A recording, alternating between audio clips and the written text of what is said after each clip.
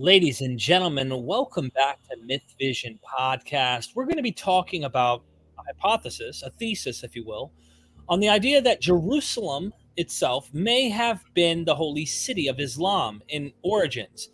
If you notice, there are going to be some details discussed by our guest, Paul Ellis, that's going to be pointing in the direction that Jerusalem was a much more significant holy place than what is given credit, if you will, over the history of the origins of Islam. You have to wonder if earlier in their ideas, it played the major role. Was it the primary place and then somewhere else becomes the place? We're going to get into that today. Presentation is going to be given by Paul Ellis. But after that presentation, we're going to take calls. We're going to allow Muslims and those who might have critical thought that may not be Muslims to come on and engage one at a time with Paul Ellis. If you have any questions, or if you want to comment, please, super chats are greatly welcomed.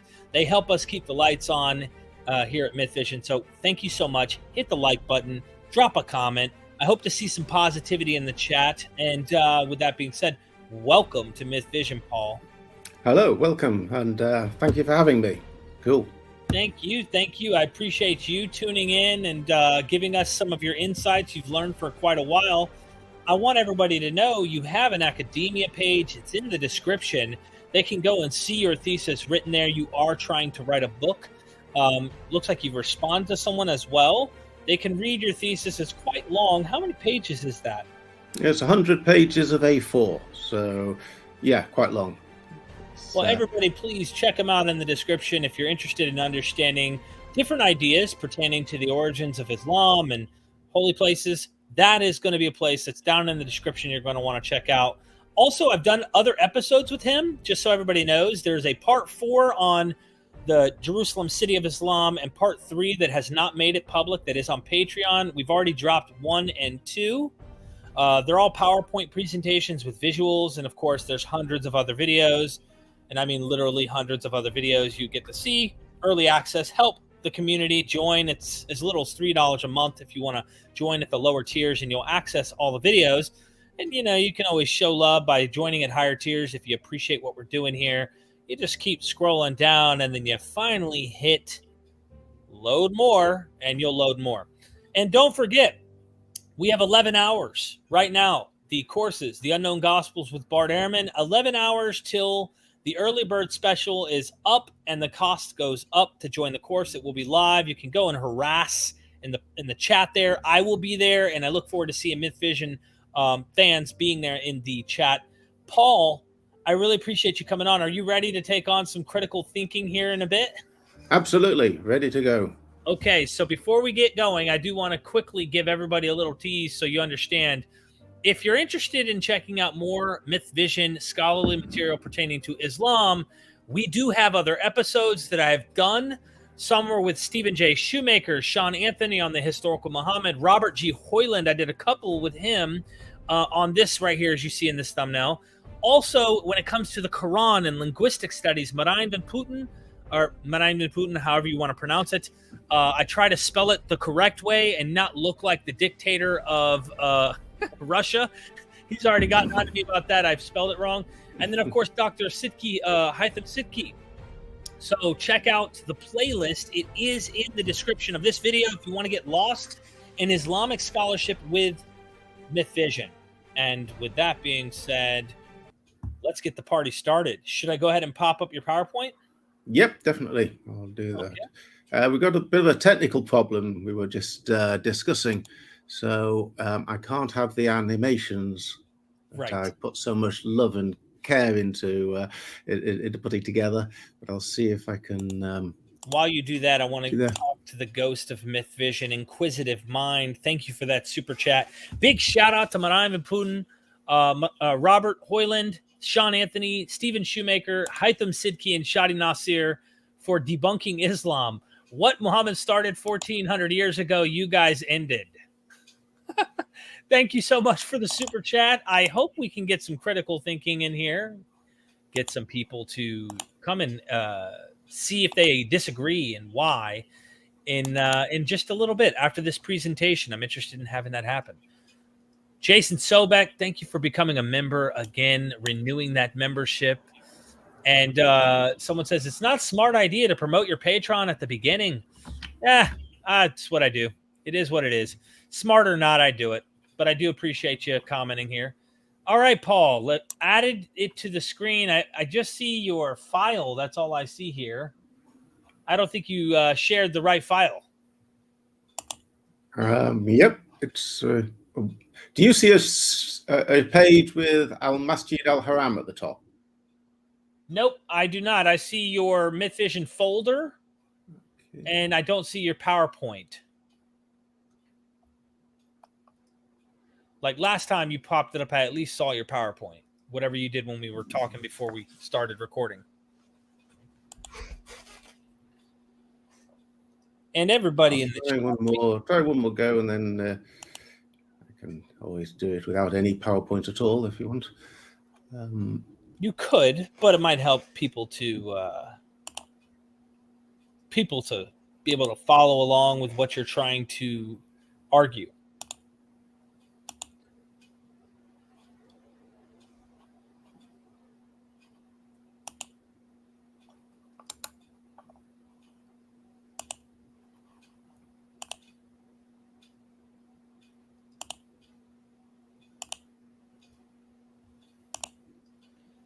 Jason, I'll see you in a bit, my friend.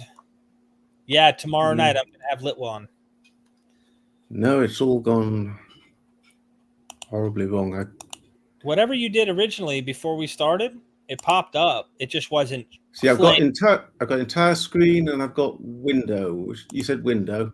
Yeah, click the actual PowerPoint you have open in window. I will talk while he is for his PowerPoint here. Don't know what's going on. I've got the folder that looks like you've got, but I don't have the option of clicking a file within that folder. So you did it before we started. Whatever you did when we were before, kind of.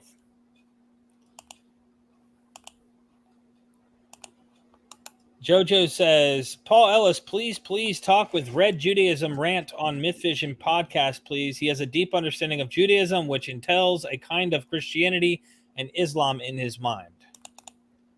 Red Judaism is cool. It goes by the name of Joe. He's a very feisty, passionate individual. I've learned a lot from him, but he's quite a one. It would be make good viewing to have us together. No, I'm not getting this at all. You want to email it over to me, or just email me the PowerPoint and I'll take this next super chat because then I can share it. I think it'll be too big to email over, and I don't really want to be wasting everybody's time. So. Ghost of MythVision, Inquisitive Mind says, calling Uthman ibn Farid, what's this? Ijaz EF Dawa out. Quit debating easy opponents and prove to us that Islam is the truth by taking on the academic interviews of MythVision podcast. I would love to see actual, engagement with the academics, rather than just back and forth polemics with like Christian apologetics or other things. I'd like to see the scholars within the field be engaged. That would be interesting. Thank you for that. Is it okay if we just give up? I've put 3 days of work into preparing this, but I don't want to waste people's time. So okay. I'll just read it. Is that okay? Yeah, I'm not gonna. I can see it, since I'll read from the screen, and that's. Let's do that. Let's do that. All right. I'm zooming in for now, Paul, and we're zoomed in, just so you know. So you might want to center yourself a little. There you go. Go ahead. And then after a bit, when you're done with this, 15, 20 minutes or so, and then we'll open up the room to allow people to call in and bring their thoughts. What do you say? Okay. Sounds good. Cool. Okay. The Quran in its later verses talks a lot about a particular place that's obviously hugely important to the author and his audience. It goes by different names. Sometimes it's called the Al-Masjid Al-Haram. meaning the sacred place of worship.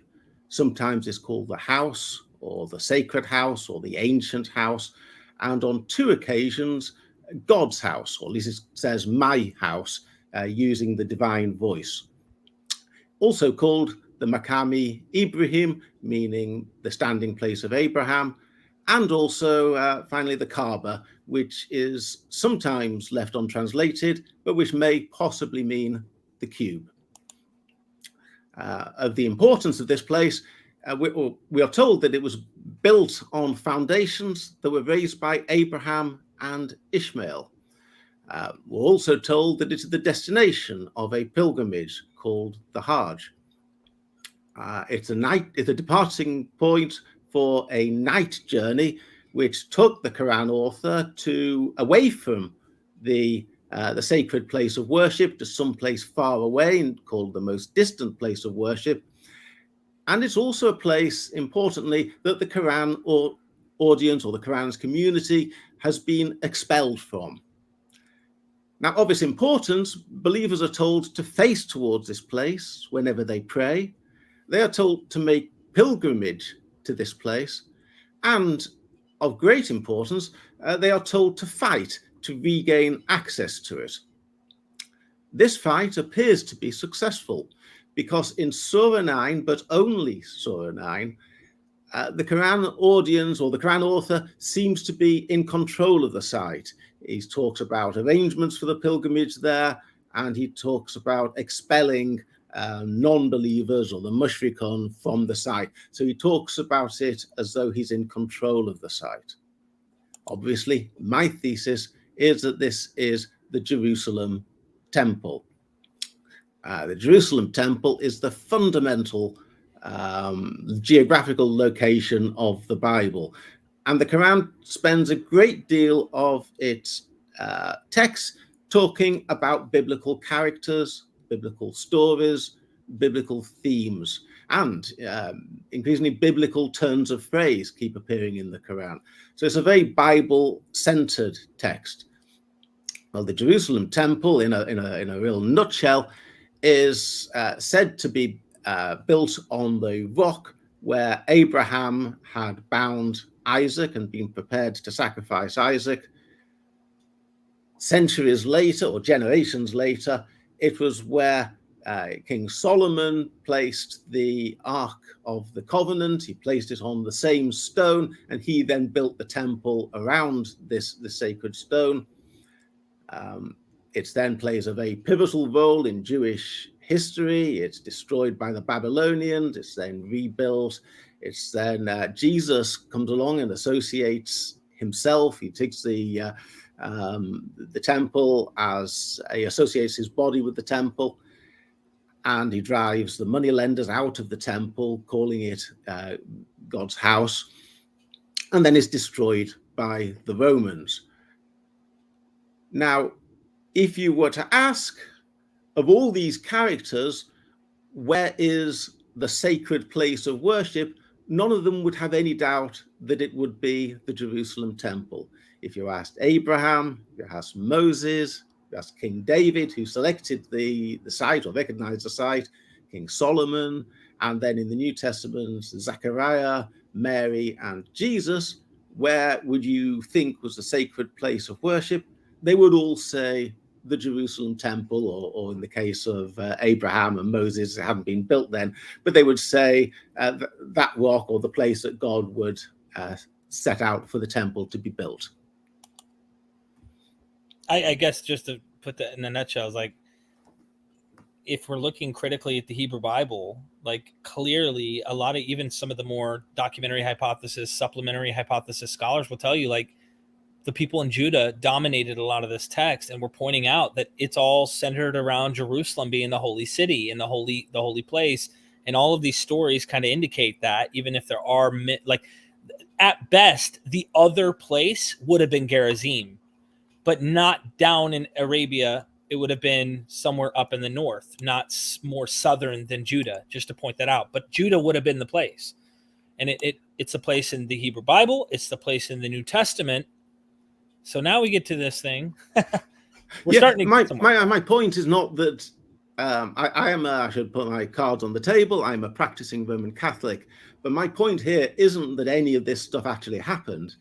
Simply that the Quran author was very much informed by the Torah, the Gospels, and the other religious texts that were available to him, and he was inspired by those to create the Quran. I'm not saying it's not implicit here that Abraham or Moses ever existed. It's simply that they were the characters in the books that were available to the Quran author. Right. And I just was pointing out that since Jerusalem's the holy place, and it's like there's a consistency, then why would it change to a different place if they're using the same language? If it walks like a duck, talks like a duck, you kind of wonder if Jerusalem is that place. Is what I want people to think that as you're presenting this.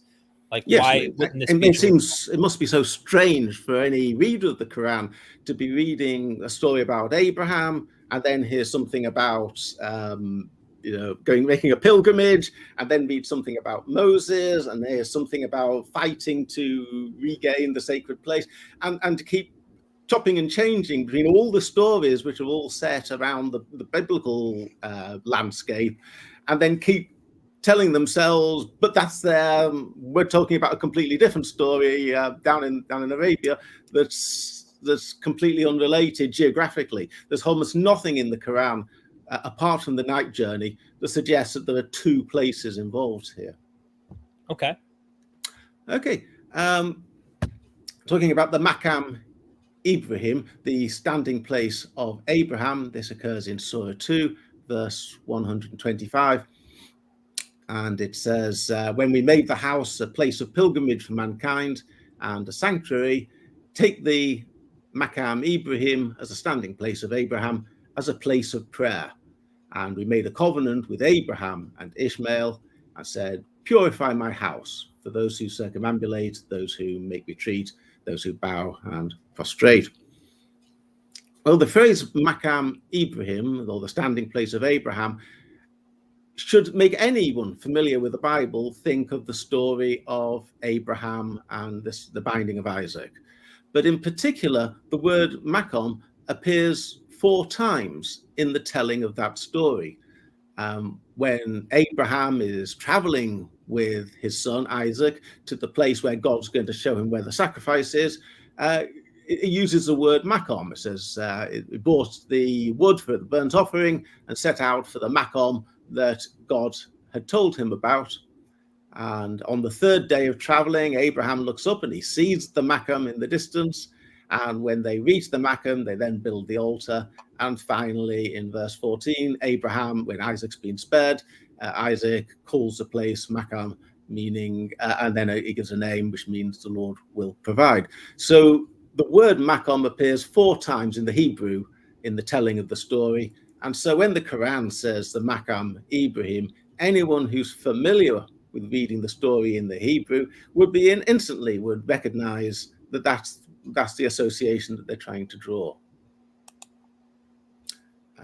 Second point is the Quran praises Palestine once as the land of holiness, or the Holy Land, when he's talking about Moses leading his people in Surah 5 into the Holy Land.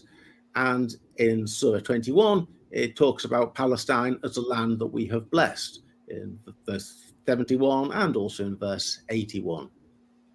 So the Quran specifically praises Palestine and focuses on it as the Holy Land, a land that we've blessed, which I say reinforces the idea that it's within this land that we would look for the sacred place of prostration. He never talks about, I also blessed somewhere else, which is the place where you all live down here in the Arabian desert. He never says that. He always talks about, associates these terms with Palestine.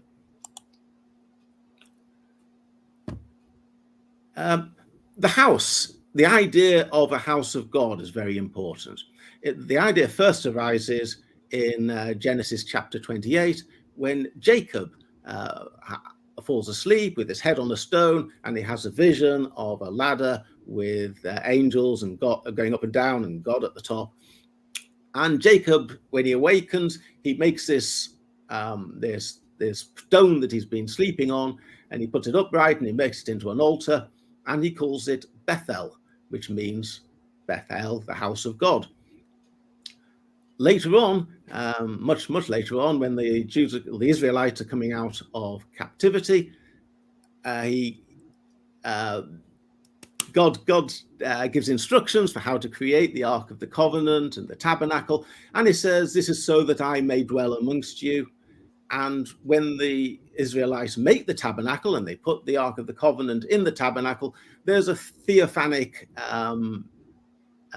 event. In Exodus chapter 40, it talks about the glory of Yahweh filling the tent, sometimes as a pillar of cloud, sometimes as a pillar of fire.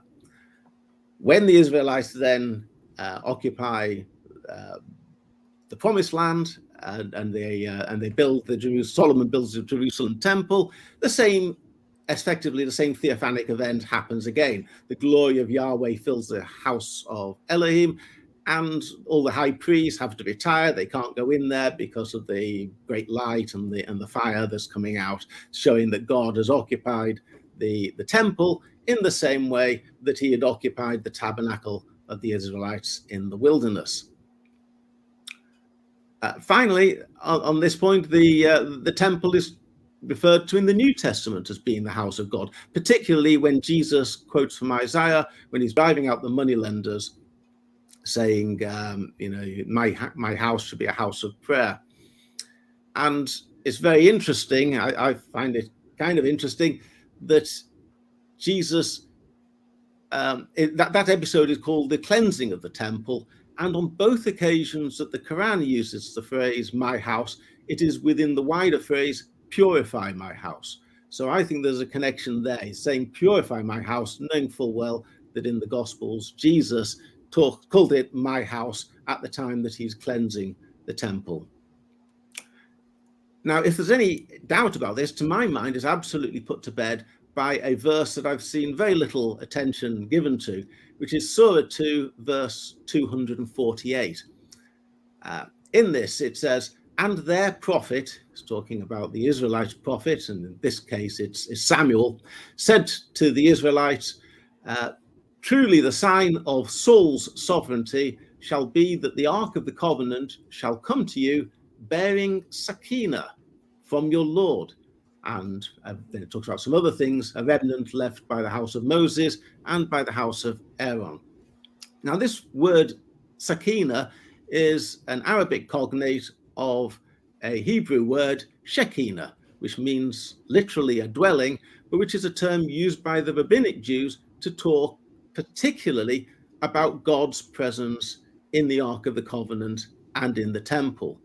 So here in 2:248, the Quran is taking a rabbinic Jewish term to refer to the presence of God, and it's putting it exactly where the rabbinic Jews and the Christians would put the presence of God, namely in the Ark of the Covenant. Well, if the presence of God is attached to the Ark of the Covenant, and if the Ark of the Covenant is inside the temple, then it seems to me to follow as the night, the day, that the presence of God must be in the temple. And if anyone wants to try to say that the presence of God or the house of God it relates to the Kaaba down in the Hijaz, they've really got to get the Ark of the Covenant down there, seems to be.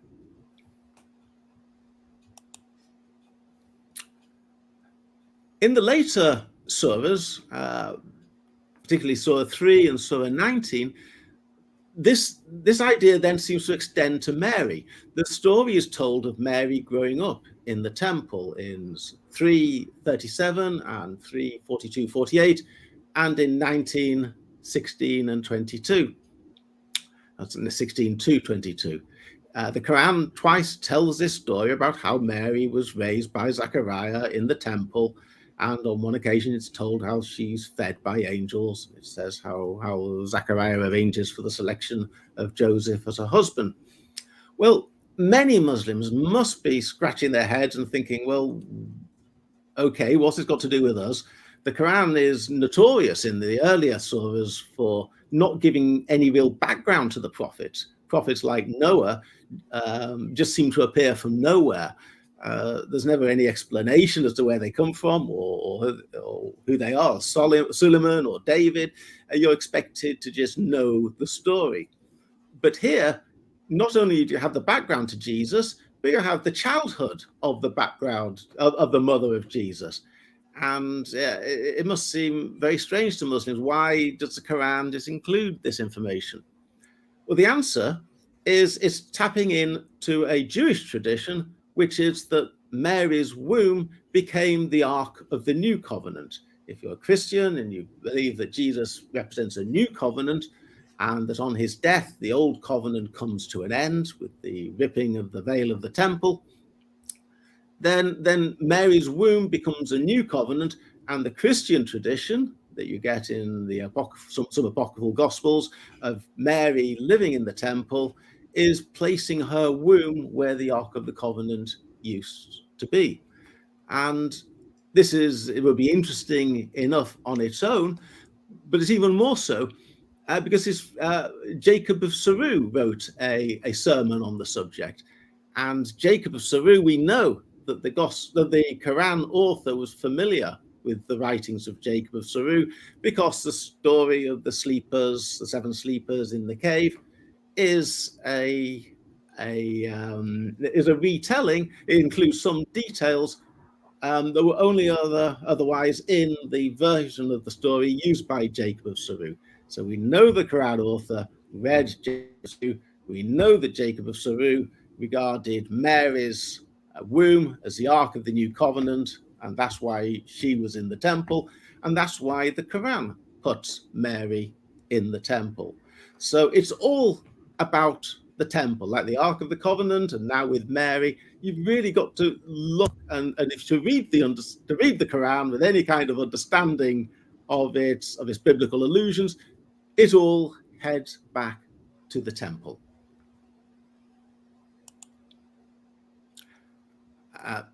The next slide would have been really useful to have the visuals on them. I've got a picture of the Church of the Katisma. Now, anyone who's familiar, you might want to Google it. The Church of the Katisma is a ruin that's been located quite recently, I think in the 1990s, on the outskirts of Jerusalem, or halfway between Jerusalem and Palestine. It's an octagonal church, and it's around an unhewn rock at its center. And when the church was first built, it was the Nativity Church. It was where the church celebrated the birth of Jesus. But when the official Bible became canonized and the story got shifted down to Bethlehem, they needed a new purpose for this church, and it became somewhere that Mary stopped on the flight, and the Holy Family stopped on the flight into Egypt. Stephen Shoemaker wrote an excellent article called Christmas in the Quran, in which he argued, I thought absolutely compellingly, that when the Quran links the miracle of the date palms with the birth of Jesus and has Jesus performing this miracle as a newborn baby, what the Quran is doing is uniting these two stories that were united themselves through this building and through the repurposing of the building. That may be familiar to some of the viewers, but what I wanted to show with the picture is how similar the design of the church is with the Dome of the Rock that the Arab conquerors built on the Temple Mount. Okay, I just popped a visual. Yeah. I don't know if you can see it on the screen. This is the Church of the Katisma. Mm-hmm. And here's the actual landscape here of where it once stood. I don't know if you can see that. I can't see it. No, I've got my PowerPoint up, Bart. Okay, just technology's not working. But thank you for that. Well, it seems to me that that's not a coincidence. Whoever built the Dome of the Rock obviously was heavily influenced by the design of the Church of the Katisma. And that makes perfect sense if at that time they knew that Mary's womb represented the Ark of the Covenant. And if that's where the Mary had rested on one occasion, then that was a good enough design that they would then use for the Dome of the Rock, which would be where the old Ark of the Covenant had stood, and then Mary's womb had stood as well. So it seems to me yet more physical evidence linking certainly the design of the Dome of the Rock and therefore the attitudes of the Arab conquerors with this story of Mary and this theological understanding of Mary.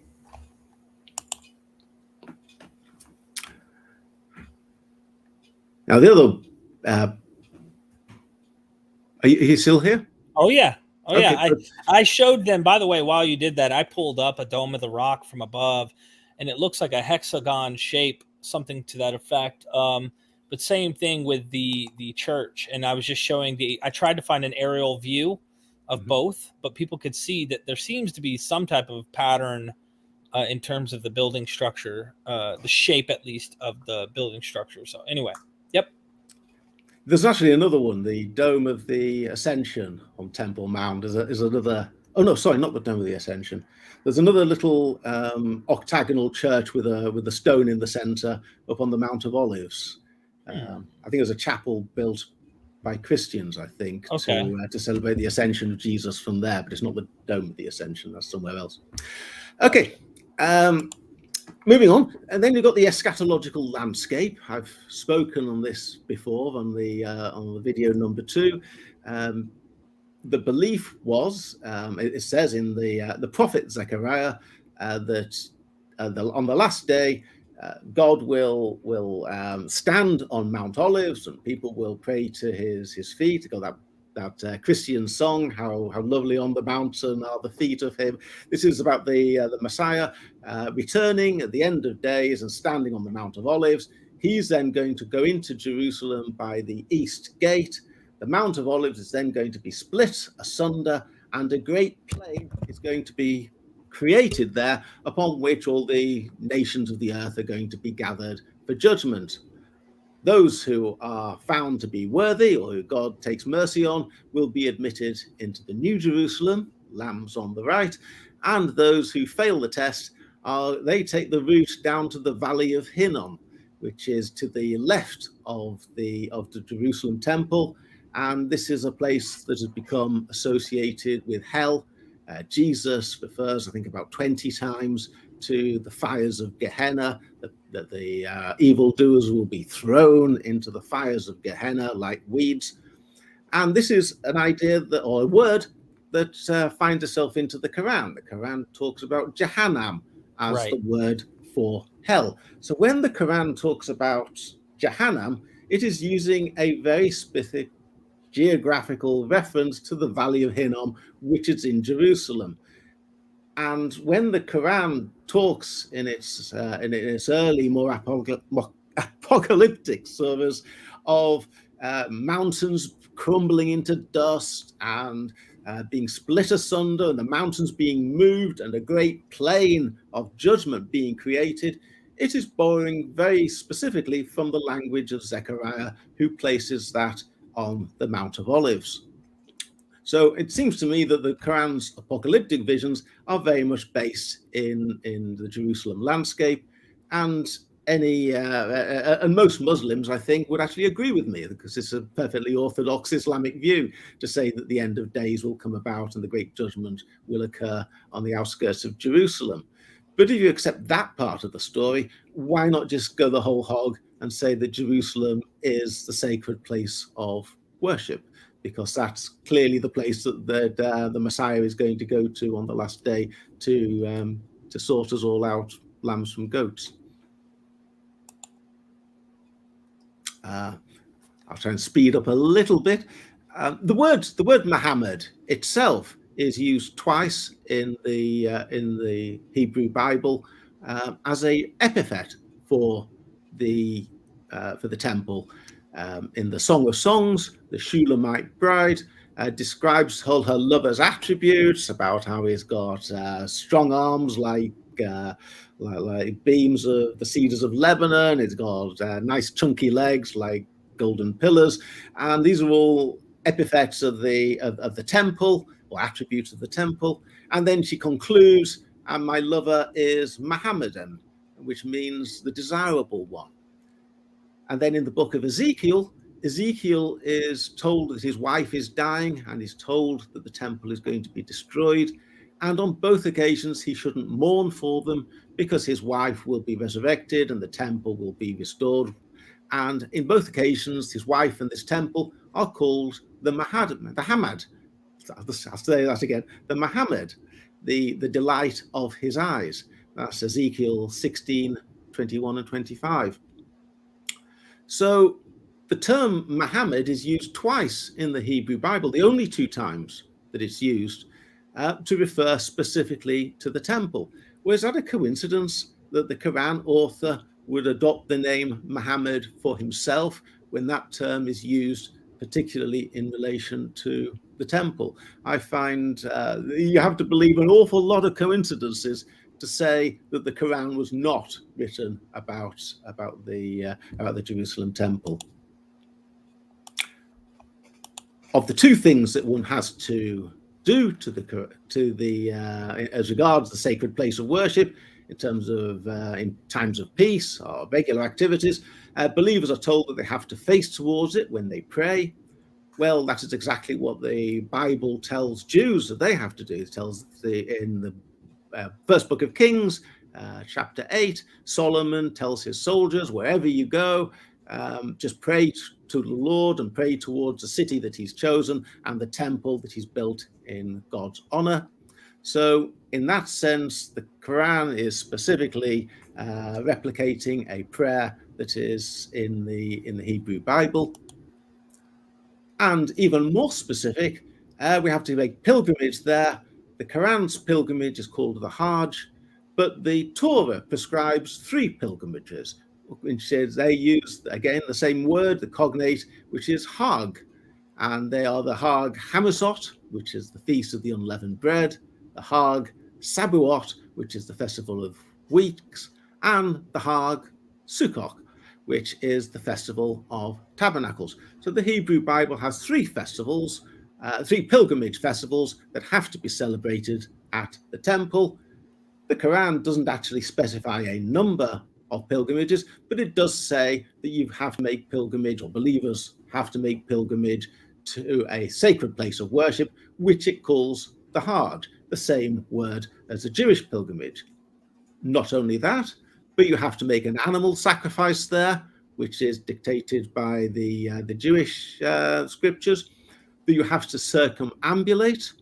Now, circumambulation isn't in the Hebrew Bible, but it is in the Talmud. It's in the Mishnah Sukkot, which says that one has to circle the temple 7 times, or over the course of 7 days, and 7 times on the 7th day, which is quite similar to the Quran, the modern Hajj.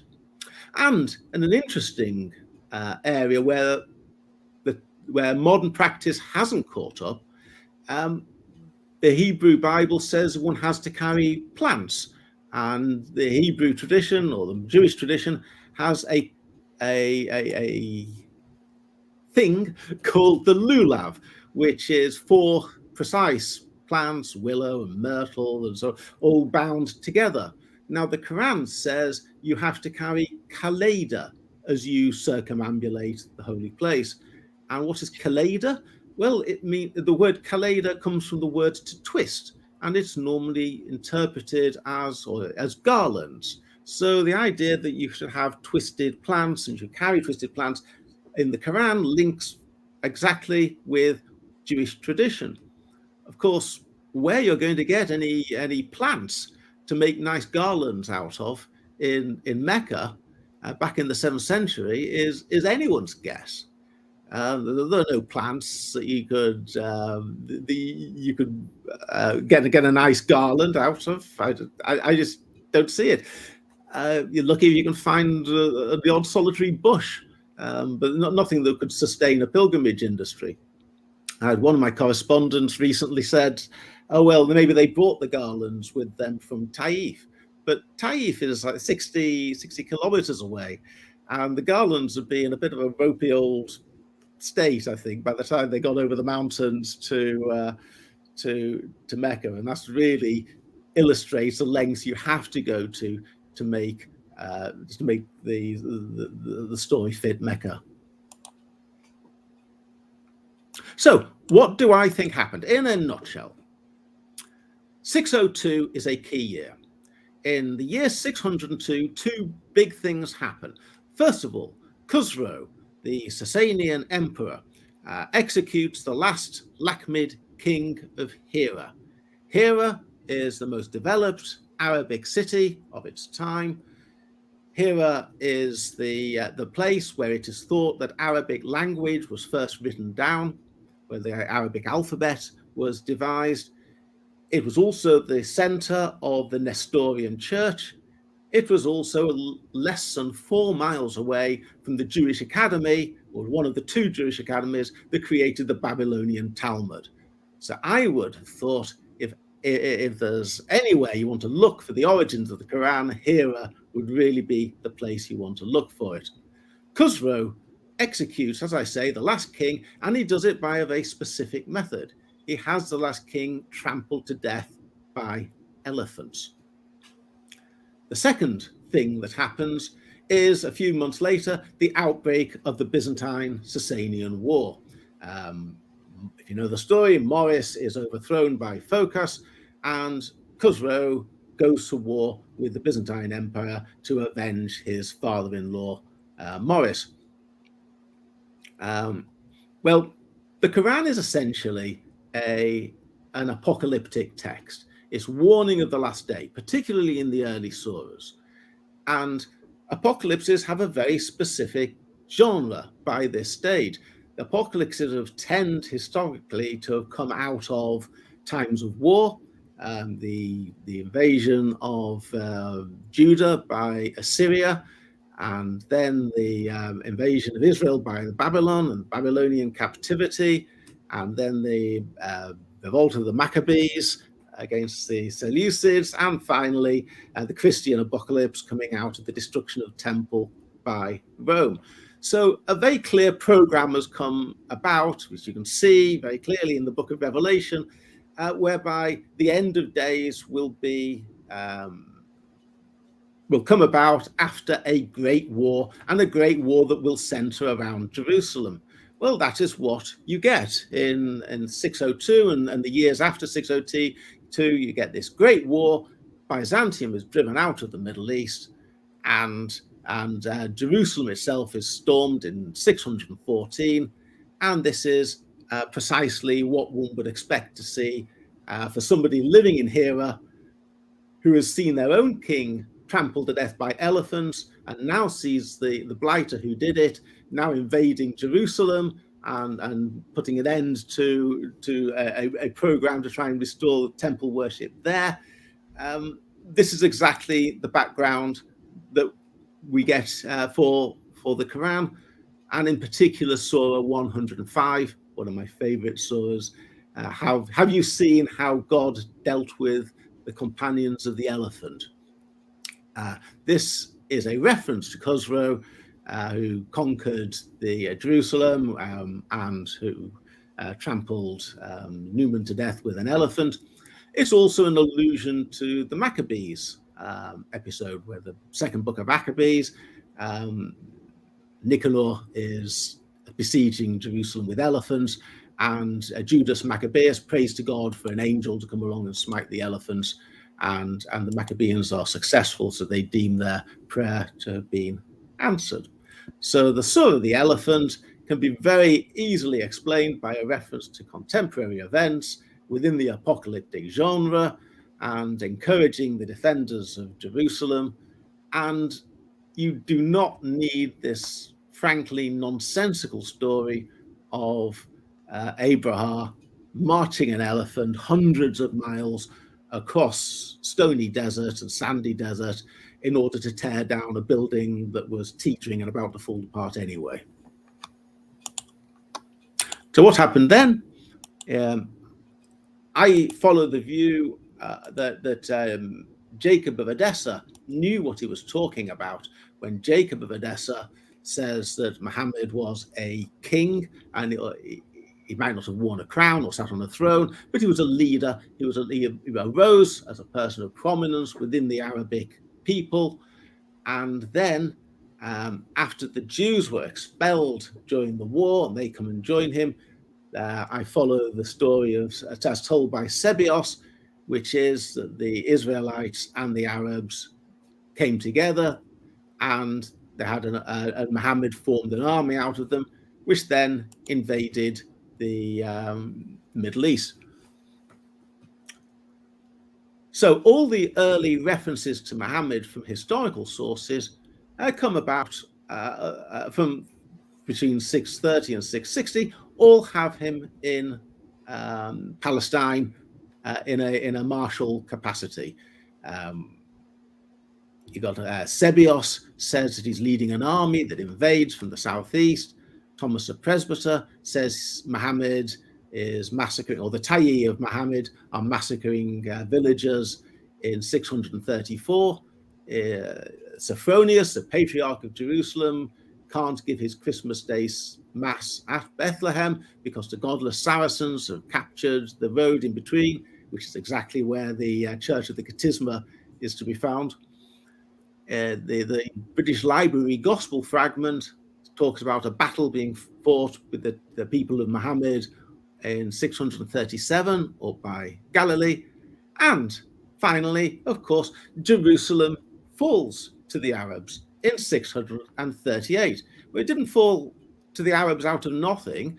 It would have taken a time, and it has to fall to somebody. And so the fact that Jerusalem fell is, I think, a very good indication that somebody was besieging it and somebody was going to war against it. And so all these accounts that have Muhammad campaigning in the 630s is exactly what you would expect. The Quran gives permission to fight, to recapture the sacred place, and the people who receive that message are actually the people who fight and recapture the holy place of worship.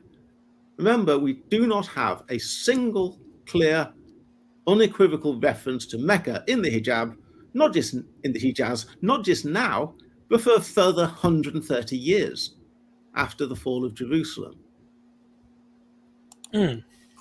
Have we, okay, so have we hit, would you say we're right here at the end of what you presented for today? Because I know you can go on. There's so much. I could go on all day. I figure you might end up presenting things along the way as we engage. Okay, my last point, and it's a real pity you don't get to see this one, is Surah 9. Surah 9 is, there are good reasons which are rather complicated, based on Stephen Shoemaker's Death of a Prophet book, as to why I think that Muhammad died before he captured Jerusalem. But Surah 9, there's a puzzle, a possible problem for my thesis here, because that talks about the Quran author being in control of the sacred place of worship. Well, how can that be if I'm correct? How could it be that that Muhammad died before capturing Jerusalem, and yet the Quran talks about having captured Jerusalem? How do I reconcile these? Well, I would have to say that Surah 9 must have been composed after Muhammad's death. That must be a later interpolation, an entire surah that's been put together either by his followers or by taking bits and pieces that he's already drafted, maybe in advance. Is there any evidence to suggest that that's true? And there is. The evidence is that Surah 9 is the only surah out of the whole Quran that doesn't have a Bismillah. Every version of the Quran, including the Sanar palimpsest, there's no Bismillah, there's no statement at the beginning of Surah 9 saying this is issued in the name of God. Again, is that a coincidence? I don't think that's a coincidence. No one's ever provided a good reason as to why Surah 9 doesn't have a Bismillah, except me. And so the case for Surah 9 It's a case, in to quote from my favorite rock band, Bismillah, no. Thank you, Paul. Appreciate that. Okay, so I'm going to open up the room here in a bit. If you have any questions, feel free to super chat them. I'm going to go back up here and hit our super chats. We have a couple. And then I am going to open up the doors, and we'll allow one criticism at a time, of course, or one positive pat on the back, however you want to do that. Okay. Inquisitive Mind, the Ghost of Myth Vision, says, big shout out to the terrific trio, Marain, Van Putten, Haitham Sidki, and Shadi Nasir, for ending the myth of the perfect preservation of the Quran and showing us scribal mistakes were made 1400 years ago have been passed down. Thank you so much for that super chat, everybody. You can subscribe to his YouTube channel as well, because he does little videos here and there, but he is a ghost who does not exist. Doc Pleromanot, thank you for the super chat. Wouldn't traditional Islamic belief posit Jesus' return and breaking of the cross to show how wrong they were be Damascus, not Jerusalem? I don't completely understand that. Can you? Wouldn't traditional Islamic belief posit Jesus' return and breaking of the cross to show how wrong they were? Wouldn't it be Damascus and not Jerusalem?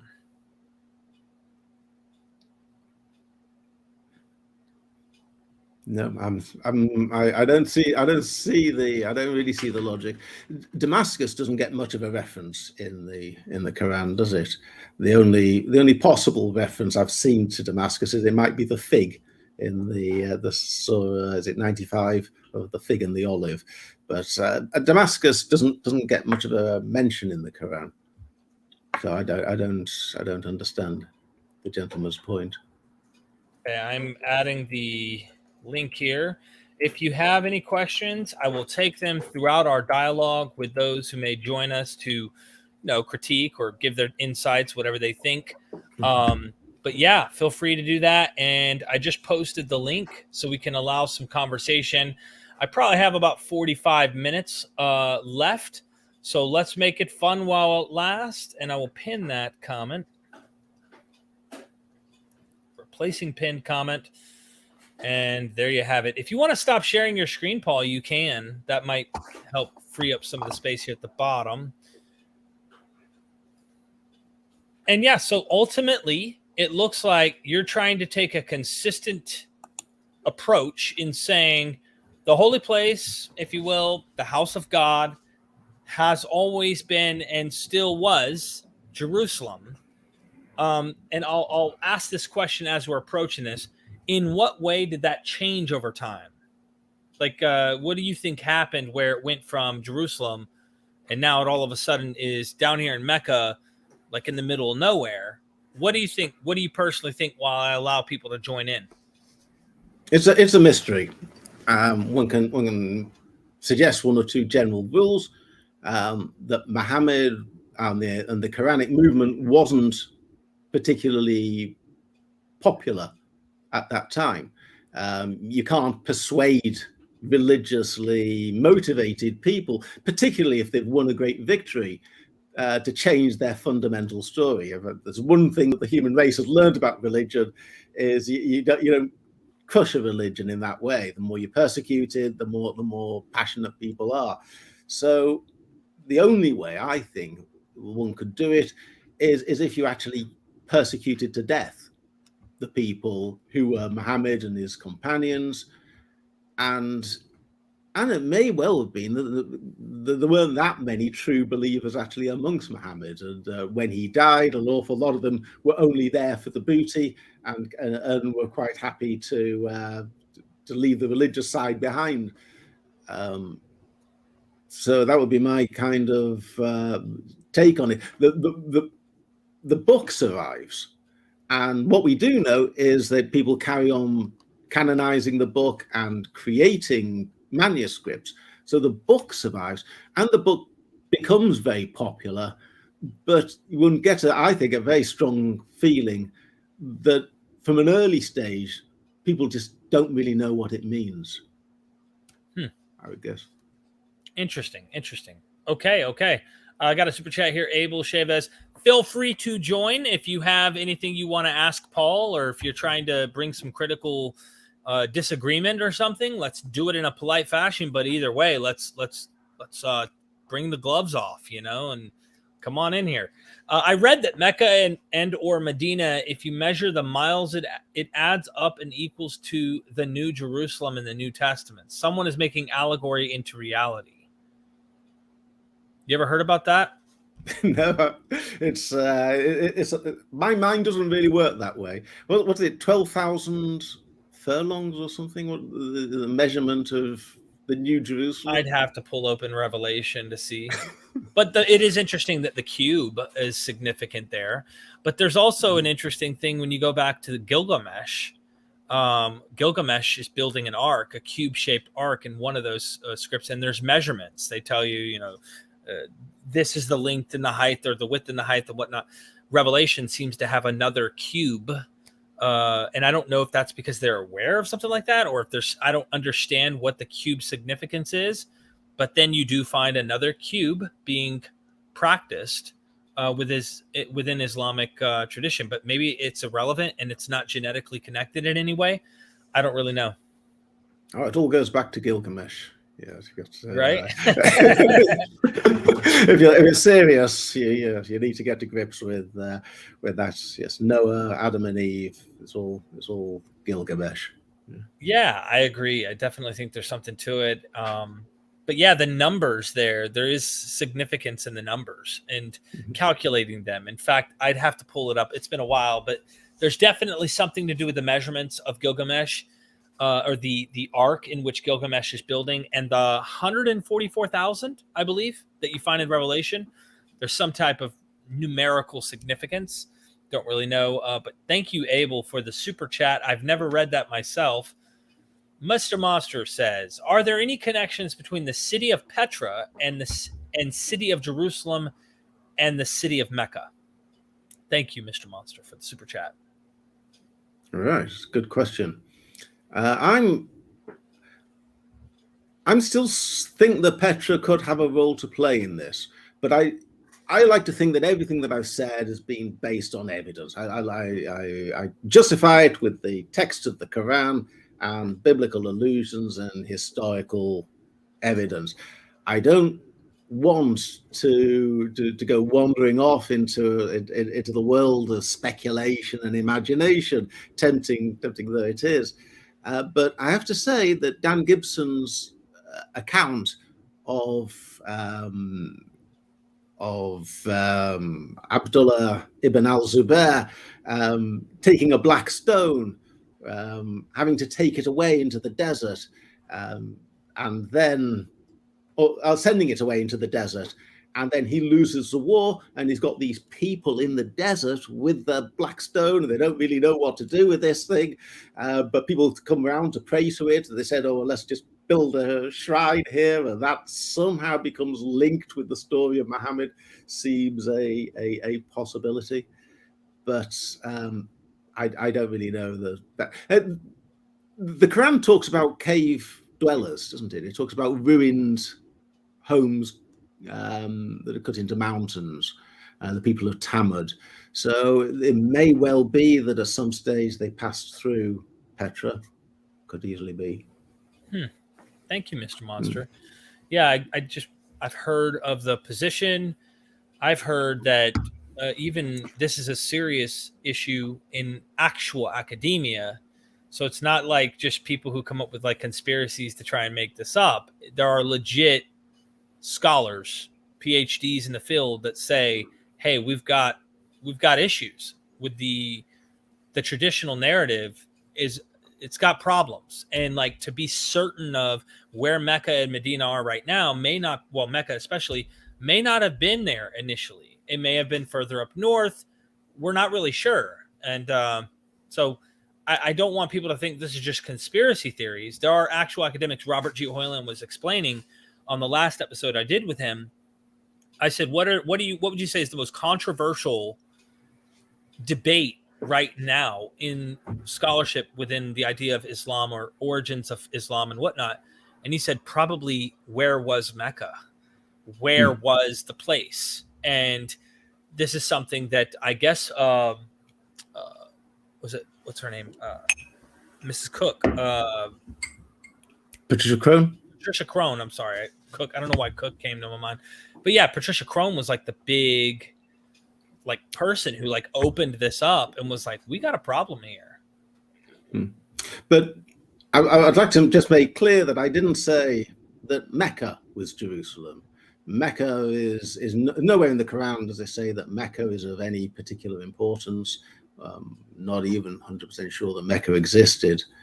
It's Mecca is at best it's a place where they came to a truce with some mushrikins who they were going to fight, then decided not to fight, and those people had been barring their way to Jerusalem, and then when they had the treaty, then they didn't bar their way to the sacred place of worship, and they were able to move on. That's it. It's mentioned once as a place where something happened.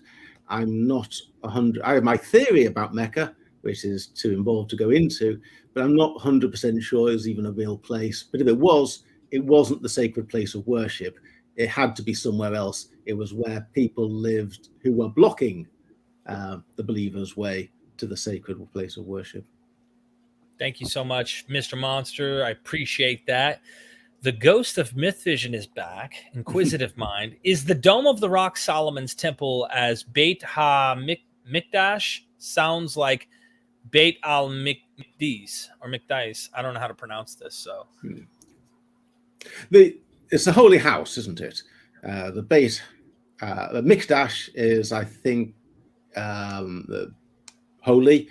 The same root word as Quds. It means holy, and Beit is, of course, house. So the holy house makes a lot of sense for the Jews to call the temple the holy house, because it's called the house of God all the way through the Bible. Why do Jews call it the Beit al-Maqdis? So why do Muslims call the Jerusalem temple the Beit al-Maqdis, the house of God, the holy house? I don't know. It's a great mystery. I think it must be a hangover from when they knew that was the sacred place of worship, I guess. Thank you, Ghost of Myth Vision. Thank you. I haven't had anyone say or join in. Nobody's joined in yet to want to poke and prod or bring a different position to the table. And I did pin the comments. So anyone who wants to challenge or bring a particular idea to the table, I have put the link in the comment section and it is pinned. So I tell everyone just be polite. That's all I ask, is that people are polite if they do come in. So I'm saying again, if you are critical and you have something that you want to challenge Paul on, have a friendly discussion. Even if you disagree, that's what we're hoping for. Come on, join the studio, and I'll acknowledge you and bring you on. I'll do one person at a time, and we got 184 people watching, so I'm sure there's somebody out there who disagrees and why. They might have something to say, and I will be making sure that it's not just a run your mouth nonstop. I want to allow dialogue. It's not just come on here and blast you and then boom. So anyway, please jump in. Abel Chavez is back. And or Jerusalem, the city of peace. Ironically, it's always at war. Perhaps the city of peace. Yes, after we all die. LOL. Apocalypse. Get it? A light fire. Well, one comment I got the last time I was on this channel, or the time before last, was people saying, "Oh, but Jerusalem's not even mentioned in the Quran." Actually, it's not an honest point, because lots of stories are told in the Quran that are set in the Jerusalem, like all the episodes that happened in Solomon's temple, or the visit of the Queen of Sheba, or Mary growing up in the temple. So lots of things that happen in Jerusalem. So whether it's named or not almost seems beside the point. But I think that Jerusalem is named in the Quran. I think that the name Islam was actually seized upon by Muhammad as the attribute of the city he was trying to capture. and he realized that Jerusalem, meaning the city of Salem, whatever Salem might mean, I think he took that and used that as the attribute of the city to be the attribute of his religion. So I wouldn't be at all surprised if the whole name Islam harks back to the name of the city of Jerusalem. Wow, this is why I like getting linguistics, like the experts like Marine, to come and give their 2 cents on what they think is going on. That would be like an etymology question, right? Yes, except it wouldn't necessarily be a technical one, because the issue is not what did the second half of Jerusalem mean. It talks about Melchizedek being the king of Salem, but Salem is generally thought to have been a pagan god. So it might not have the name Jerusalem might not mean anything to do with peace at all. And even peace is a bit of a lame translation, because it's not peace. It's not people shaking hands and agreeing to disagree. It's a peace that is based upon obedience to God. So it would be more an expert in folk etymology if you had such a thing. It wouldn't be an expert in technical how languages develop. It would be a case of what might the author of the Quran have thought based upon his understanding of what Jerusalem meant. I definitely so for the person who just joined, who's down in the chat, but you don't have any way of doing audio, I'm looking for somebody who has audio and that can actually discuss and have a conversation. If not, I might as well just be looking at the comment section the whole time. There's no point in not just engaging what's being put in the comment section. But I would love to have someone call in who might have a different point of view. I really appreciate that, Abel, on that super chat. What's the biggest criticism you've received from serious thinkers on this topic?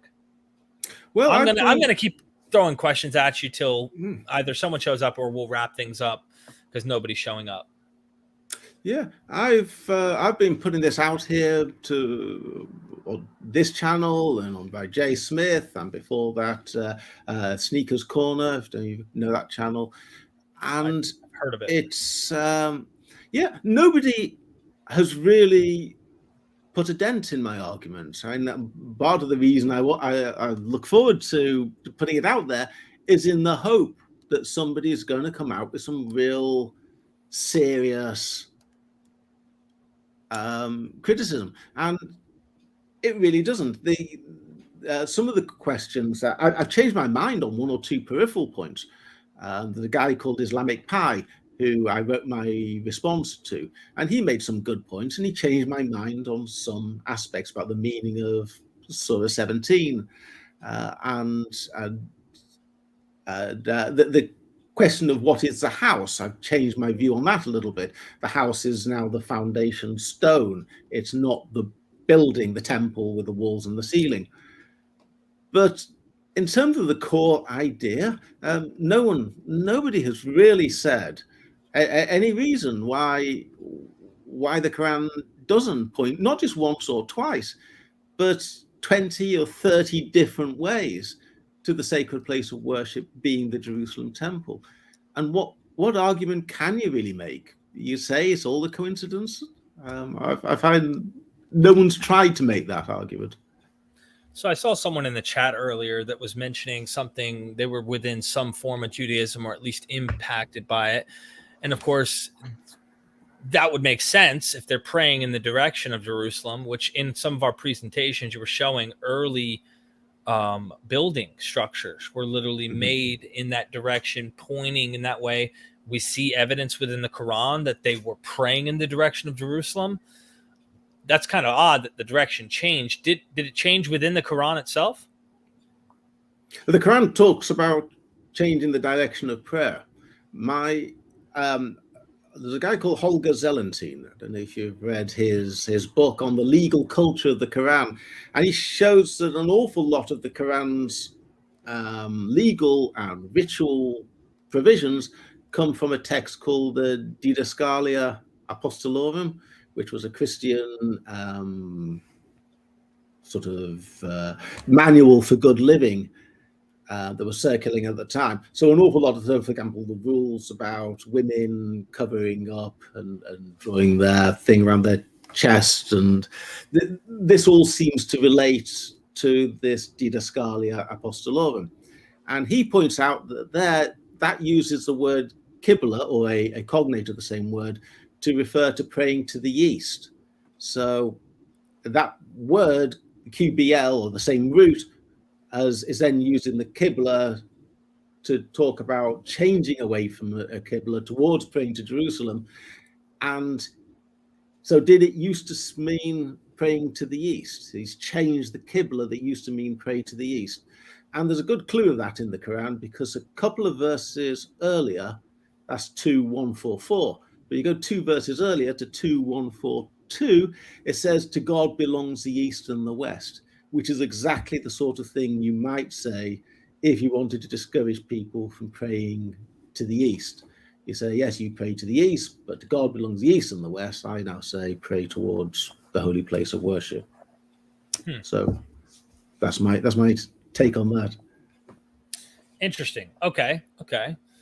Yeah, I'm wondering, with that thrust of everything being consistently Jerusalem that we find biblically speaking, who's to say they didn't start a foundation myth of relocating to the south? For example, if I'm looking historically at the origins of like what we've seen compiled in the Bible, whoever the redaction critic was that compiled the different literature traditions from the north and the south, but initially it seems like the predominant El worship, the god El, was in the north, up there toward the region we would say where Gerizim and the Samaritans end up dwelling. It's like the foundation myth becomes Jerusalem, and the constant rewriting of the literature would have made the point down here in Jerusalem. Do we see any evidence of a foundation myth kind of reworking this biblical language and pointing it down into Arabia rather than up here in the north, or northern from Arabia? I mean, well, a lot of the points seem very specific to Jerusalem. So I mentioned all the references to the biblical stories and the biblical characters. Well, wouldn't you change those, or at least, and you could say that the Quran introduces 1 or 2 new characters like Saleh and Hud and Shuaib, but even Shuaib, they put him up in Midian. So they're not, it's not really trying to tell a new story, it's very much telling the old story. And there's something that there's a channel called Islam Critiqued, one of your fellow countrymen, and he talks about it, the Quran having a theology of replacement. The consistent theme in the Quran, whether it's disobedient people or disobedient wives or disobedient children, is very much we will replace them with something better. And this theme of replacement seems very, very strong. Even Hud and as even Ad and Tamud. Tamud is a place after Hud. They all seem to take place in the same geographical area. And there's always one person goes and then a new person comes in. It's always, the emphasis is on the same locale. Somebody whose name I'm not quite sure. Somebody, it might have been Nicholas Sinai, wrote a paper arguing that even in the Exodus story, in the Quran, Moses takes over from the Egyptians. They route into the into the sea, the parting of the Red Sea, was just a trick in order to kill Pharaoh and his army, and then Muhammad then Moses then gains control over the land of Egypt, and the Israelites move from Egypt into Palestine was an act of colonialism and expansion. It wasn't a flight. And it produces some very good arguments for this. And why on earth would you do that if it wasn't that you were making a really specific point, that God's people will inherit the land. They won't be kicked out and try and make a new life somewhere else. If there's one holy place of worship, that's where I think the Quran author wants to be. He doesn't want to create a new one, although that's obviously what happened in the end. Okay, we have someone calling in. I'm going to take the call here, and feel free to call in. We'll take a little bit more time here, and let's see what people have to say. Welcome to Myth Vision Judgment Day, Saf. How are you? Hi there, Myth. You all right, yeah? Yes. Yeah. How are you? Cool. Yeah, man. All right. Yeah, cool. So, is a question out the temple, yeah? Mm-hmm. Yes. Paul's thesis today is, it looks like a lot of the stories and a lot of the stuff, especially the Bible, is related to Jerusalem. And then he's also pointing out, it looks like a lot of the evidence within Islamic early Quran material seems to be looking at Jerusalem as a holy place. It was a holy place, but now it isn't, because at the end of the day, the Jews have actually, gone astray.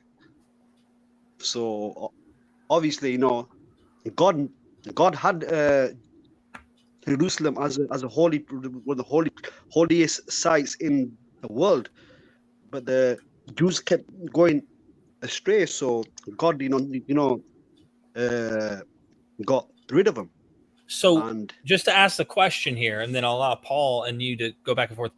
Would you say that was the site, and then God moved his house from the house where the Jews were, which was Jerusalem, to the location of Mecca? Is that where you would say?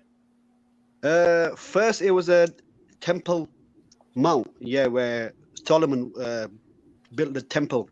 That's in the Quran as well. But the Jews kept going astray, so we believe that God got rid of them and chose Mecca as the holy area.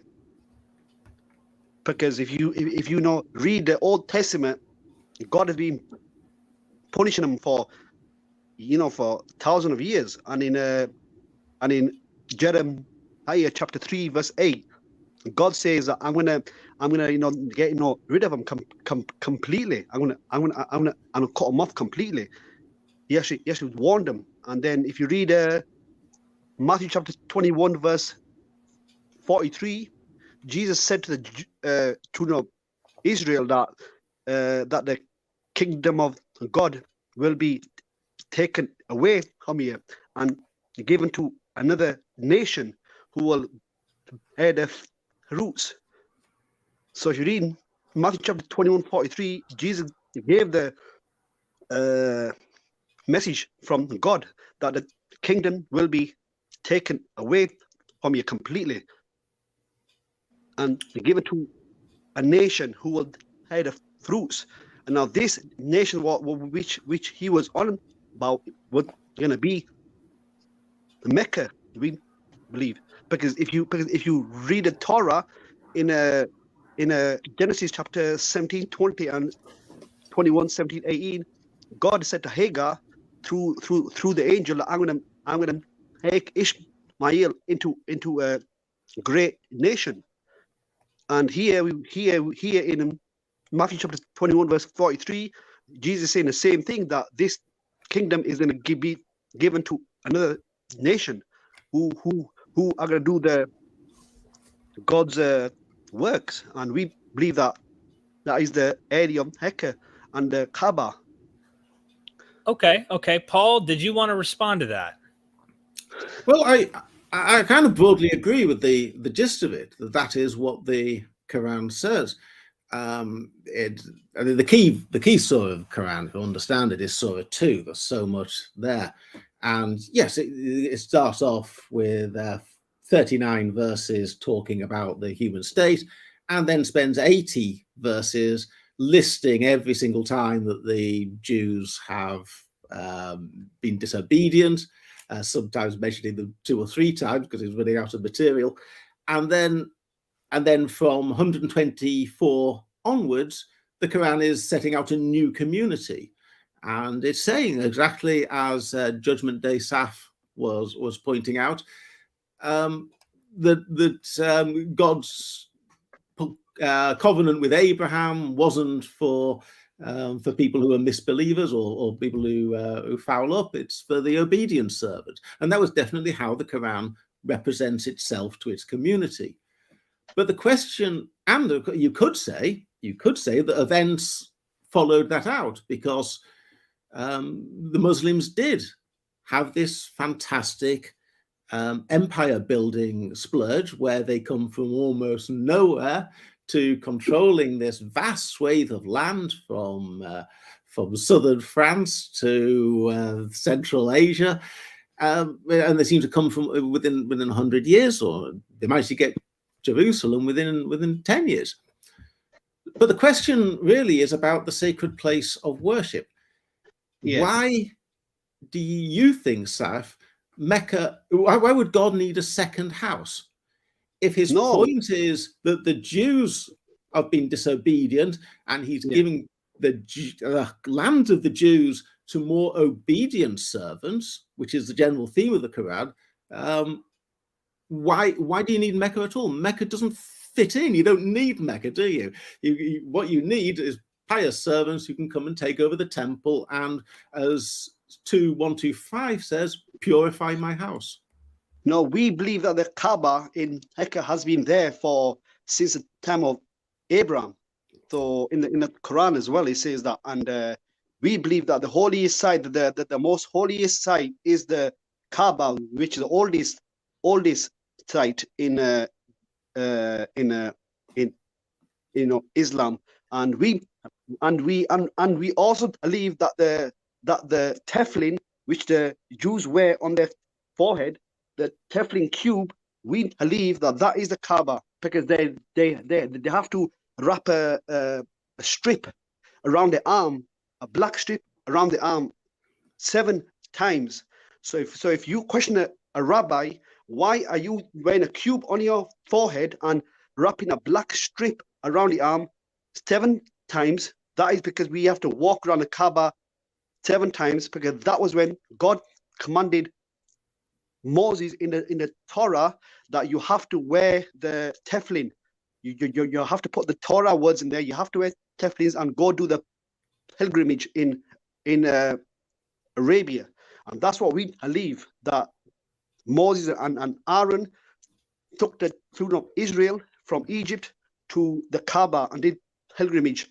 So we believe that the Kaaba is the oldest site, and we believe that God chosen people were the Israelites. That is in the Quran, that the Isaac, Jacob, and all Elot were the less chosen ones, but they wouldn't listen to God.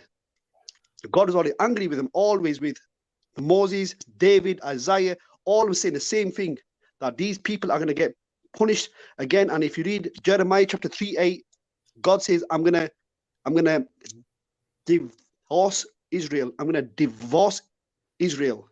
That's in Jeremiah 3:8. And all the way through, you read Isaiah's whatever, God is angry with them. He knew that these people were never listen. Even today, for 2,000 years, the same people have rejected Jesus. They have rejected Jesus, and they're still waiting for a Messiah. And we believe in Islam that these Jews are waiting for the Antichrist, the one-eyed Antichrist in Islam. They're waiting for the wrong one. So we believe that God got finished off the Jews and he turned to Mecca, to the holy site in Islam. Okay, Paul, let's let Paul respond to that. Yes. And then because there's a lot there, and we could do a whole nother episode, like going into all of these different things. Paul, if you want, go ahead, my friend. I guess the same question really returns. Why does God need 2 houses? And there is obviously a historical problem with what you're saying, Saf, which is that nobody refers to this place, and there's not a shred of physical evidence that this existed before the 8th century, before not just the time of Muhammad, but 100 years after Muhammad. Nobody ever says, I'm just popping off to go do my Hajj to Mecca. I'll be back in about a month. Nobody ever says this for 100 years. Nobody says, oh, let's. But anyway, but leaving aside the historical problem, you still got what I'm more interested in, which is the interpretation of the Quran. Why does the Quran constantly talk about the house next to biblical prophets, and it never talks about having two houses? Why doesn't the Quran say, I've got two? Why doesn't the God of the Quran say, by the way, all these stories that I'm saying, they're all a different house. This is different to the house that you follow. It never says that, does it? No, I'm just saying to you that God says in the Quran that He made Solomon build a temple in Jerusalem. The Temple Mount, which you call it Al-Aqsa Mosque today. He built that for Solomon. Yeah, that was his. But the thing is, yeah, the Jews have been evil from day one. They've been finished off after Jesus. Once they said no to Jesus, God made Jesus give that final rejection to Israel in Matthew chapter 21. Can I just interrupt you there? Derek's, of course, a moderator, but I do take some objection to you making statements like the Jews have been evil since day one. We can all point fingers at other people and start saying what we think. I come from Yorkshire. You should get me on the subject of what I think about people from Lancashire, but you can't just generalize. I'm not saying that evil in that way. I'm saying that throughout the Old Testament and the New Testament, they were never obedient to God. That's what I'm telling you. They've never been obedient. They've been killing the prophets. They've been rejecting them. They've rejected Jesus for 2,000 years.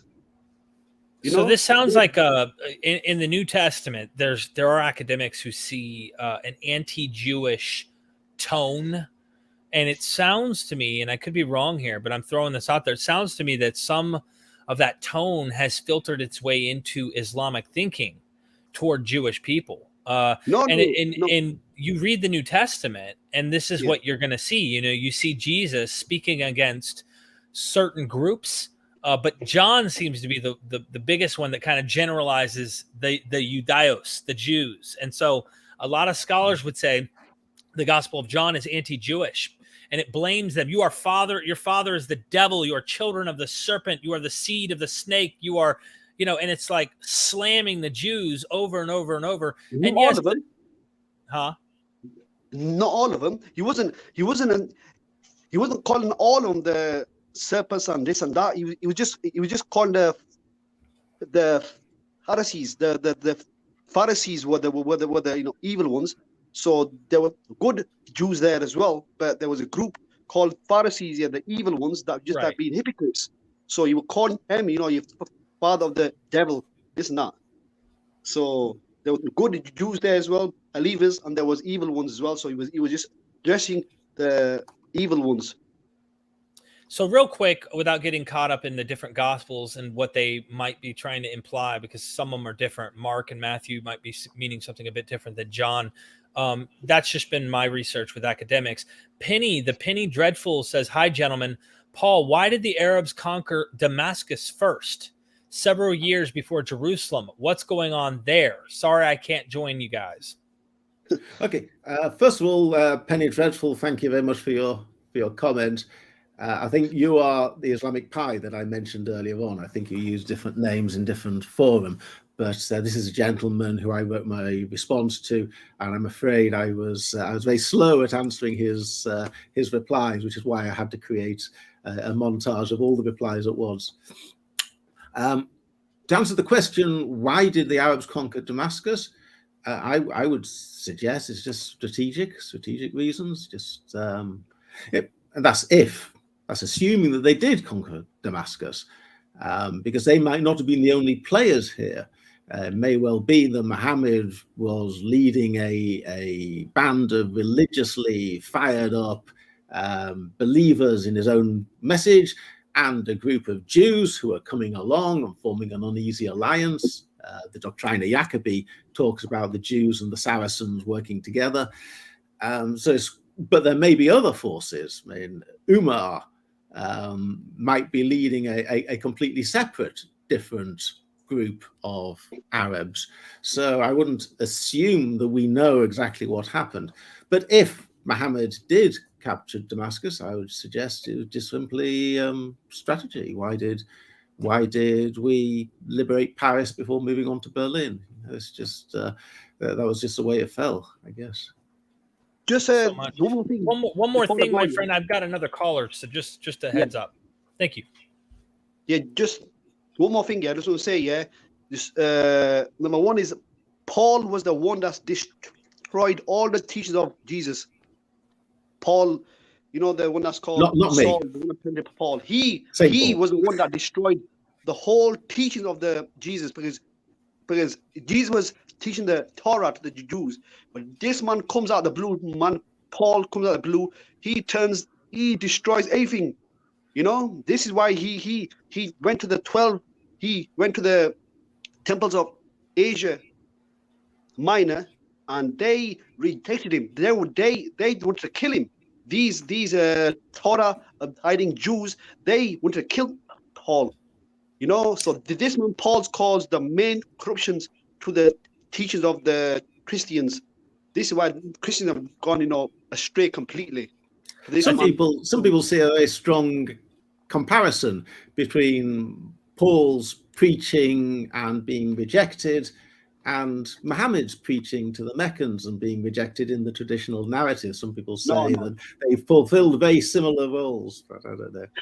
Just one more thing, just before I go, we Muslims are open to a challenge to any Jewish rabbis, the popes. We have evidence from the Old Testament that Prophet Muhammad is in the Old Testament. He's in Isaiah 42, he's in Isaiah 60, he's in Isaiah 21, he's everywhere. In Habakkuk chapter 3, verse 3. He prophesied under Allah says in the Quran that these Jewish rabbis and these popes, whatever, they are hiding the truth about Prophet Muhammad, and he's going to put them all in hell on the day of judgment for hiding the truth about Prophet Muhammad. He's in the Old Testament, in Isaiah 42, Isaiah 60, he's in all of them. Paul, if you want to debate on this, I'll debate you anytime. I'll debate anybody. Well, thank you so much, Saf. I appreciate you coming in, and I hope you have a wonderful day. I've got another caller coming in. Yeah, thanks a lot for that. Yep. Thank you, bye.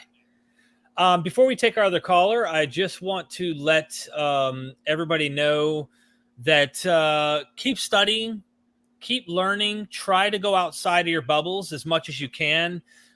We're passionate about what we believe, and there are some things, obviously, I would spend a lot of time in the Hebrew Bible and the New Testament to kind of explain away things. This is one of my problems, Paul, that I have, is sometimes texts that are taken sacred are so easily misapplied to anything other than what the original context was. Like, I'm going to take away, this vineyard from you, the Jews, in the New Testament, and give it to a new nation, another nation. A lot of the academics I look at would say, voila, Rome, look who took it. Obviously, they took Jerusalem, the current contemporary context. But if you're a prophetic believer who believes somehow let's skip the context this is being written in, this somehow magically is 700 years into the future about us in a totally different region, etc., that we're going to be conquering this place or whatever. You can almost make anything out of this. It's kind of like the Toy Story potato head guy. You can put pieces on anything and it can become anything you want it to. And that's one of the problems I have, is that like anything can become anything. I'd also wanted to mention one comment. When you study academics. Can I suggest two golden rules for life? Number one, always believe what you think is most likely to be true.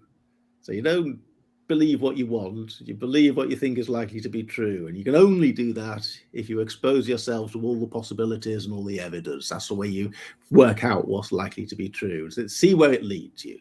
I totally agree. Second point, as well as believe what's likely to be true, is do what you think is right. Always follow what you think is a moral thing. If a book's telling you to do one thing, but it doesn't feel right, chuck the book away. I totally agree. Yeah, and then the one more thing about the Gospels, and this is a good question. Why is John anti-Jewish, if you will, to use the term anti-Jewish, specifically anti-Judaeos, the Jews, blaming them universally? Let his blood be upon us and our children, Matthew says, as if Jews really stood outside Pontius Pilate's building, in my opinion, and said, yeah, you know what, condemn us with his blood. Like, I don't see that happening. But also in the Gospel of John, when you look at the pericopes between each Gospels, Jesus, in the same supposed context, is not saying the exact same things. This is why they call it a synoptic problem, and then John just does something completely different in many ways. So when people are looking at the words they think Jesus is actually saying, and when scholars are saying John may have anti-Jewish rhetoric, well, Jesus was a Jew, so why would Jesus be anti-Jewish if he is speaking to Jews? This can't be anti-Jewish. This must be anti-Pharisees, anti-Sadducees, anti-this, because earlier Gospels imply that, and I agree. But by the time you get to John, there are words put into his mouth that you have to really ask yourself and scratch your head. If you're being inquisitive, if you're being truly honest with the material, did Jesus really say that before he actually died? Like, take up my cross and follow me, he says to his disciples.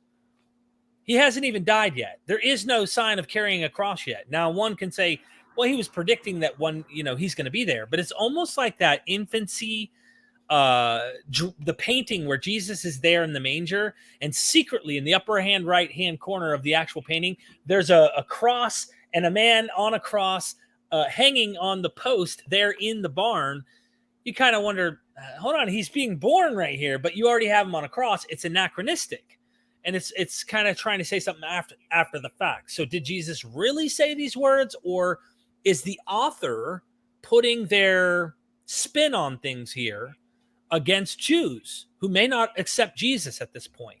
And so I just ask everyone, look into this stuff, really consider it, and don't just jump into it, because sometimes this rhetoric does create hostility towards people groups, not just Jews, but also Muslims, because there's been so much of that has happened as well. And I don't want anyone to have a generalization of people, both of Islam or Muslims, the same I wouldn't want to be with Jews. So, all right, we'll take our next caller, and this is going to be our last caller because I do have to go. I've got to call our contractor to work on the house. Rashid, welcome to Myth Vision. Welcome back to Myth Vision. Good to see you. Thank you very much, Derek. What did you want to bring to the table today? Yes, it's a great opportunity of mine to speak to Paul. Hello, Rashid. Hello, you called in yesterday, didn't you? Or not yesterday, but was it? Earlier in the week. Yeah, yes, I called in, but I didn't get to speak with you about the Jerusalem thesis. I had a question, if you're willing to discuss about it. I was thinking, if it is correct that originally the Muslims were going after, Jerusalem, and it was the center or the focal point.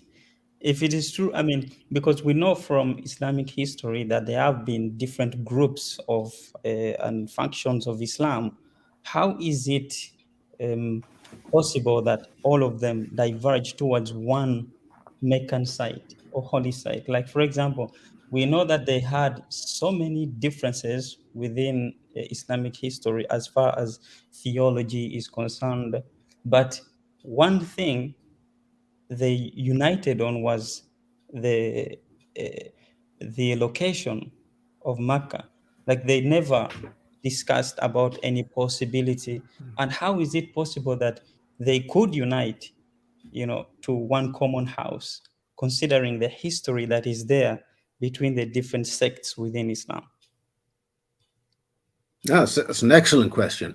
And it's why for a long time I was very hesitant about my thesis, because eventually the evidence just became so great. It's just, I find it overwhelming. But you're absolutely right. How on earth did you get the Sunni and the Shia to agree? They can't agree on anything else. They hate each other. But how can they agree about the basics of how the thing started? And it is a great mystery. That's a whole other area that I don't really feel I've got a cut and dried case that I can present to you. What I would suggest is that in the early days, nobody could remember very much at all about Muhammad. I think if people remembered, then the story would have survived. I think that most of the Muslims who were originally around Muhammad were killed and or slunk away and gave up, and the book survived, but not really the memory too much of the importance of Jerusalem. And then there was a long process that started maybe around about 690 and went on until about 760, where they tried to cobble together a story, and you got different themes coming about, and people must have thought, well, they can't all be true. So one version has Muhammad married to Khadija, being monogamous, raising a family of 6 children, or having 6 children, family of 4 girls, and an adopted slave who comes in, doesn't quite work, but okay, maybe. And then Khadija has to be written out of the story, and another story comes along where he's got, 19 wives and concubines over the last 10 years of his life. And it just doesn't sound like it's the same person. I think there are different people creating different parts of the stories, storytellers around the campfire trying to explain what might have happened, to explain different verses, and somebody's editing and someone's trying to put it all together. So where does the hostility come from? Where is the episode of Fatima's house? I went to see the film earlier this year, Queen of Heaven, which is a story of Fatima's house, and you can see all the anger and the rage, and people in the cinema started self-flagellating and weeping at the betrayal and the violence done to Fatima. How did you get that amount of hostility if the thing never happened at all? It's a very good question. What I would suggest is maybe, possibly, Muhammad did have a family. He did have descendants, Hussein and Hassan, and then the descendants down the prophetic line. And there did come a stage where the leader of that tribe realized that they weren't going to get anywhere, that Muhammad was never going to be recognized. They were never going to get an army. All they faced was persecution. And at some stage, somebody, possibly Jafar al-Sadiq, the 6th Imam, I don't know, but possibly somebody agreed to the lie. They were told, your ancestor will be the most honored man in our kingdom, and you will have this honored role, and your family will be honored forever as being descendants of this great man, if you buy into the story. If not, you're going to go the same way as Hussein and Hassan and all the people who got killed. And somebody somewhere signed up to a deal, and they could never go back from that. Once the lie had been agreed to, they could never resile from what they'd said. It's a speculation, but I wonder if something like that is what might have happened. But I mean, going with what you said about following what is most likely, as you said before, I think that is quite, I mean, it's quite unlikely, considering, like, for example, what we know to be the case from the Islamic narrative, that seems more likely how it is described within Islamic narrative. For example, in that kind of scenario that we just presented, I think that if something like that were true, or were likely to be true, that the Quran, regardless of whether you believe it is from the Prophet or after, or a process that took many years, regardless of whether you believe one of those options, the Quran would have echoed that sort of belief within it. So because if you wanted to like legitimize like a certain kind of belief, let's say for example, you would like particularly put it within the Quran. So like you would state that in the Quran. You asked before, like, why isn't there mentioned 2 houses within the Quran? Mm-hmm. And I agree with that. There doesn't seem to be. There is a mention of a Masjid al-Aqsa, which there are different theories about that. Can be what that could be a reference to. Is it just a far-off mosque, as in you're taking the word literally, or is it a specific location which we understand today to be Jerusalem? So we're not entirely 100% sure, but that is the most common idea. But for me, I think that if something like that, as you said, had happened, that those kinds of things would have appeared a lot more clearer from the Quranic narrative.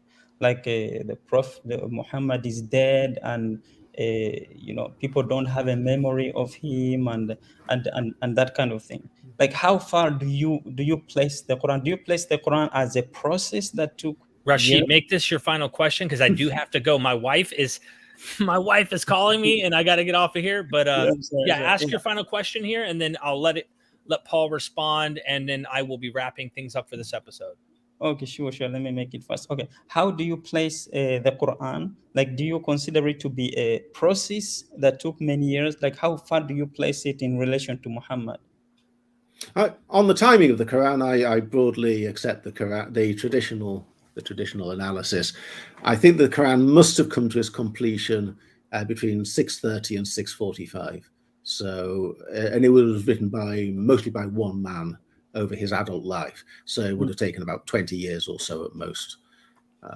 So I have it quite a tight time scale. Okay.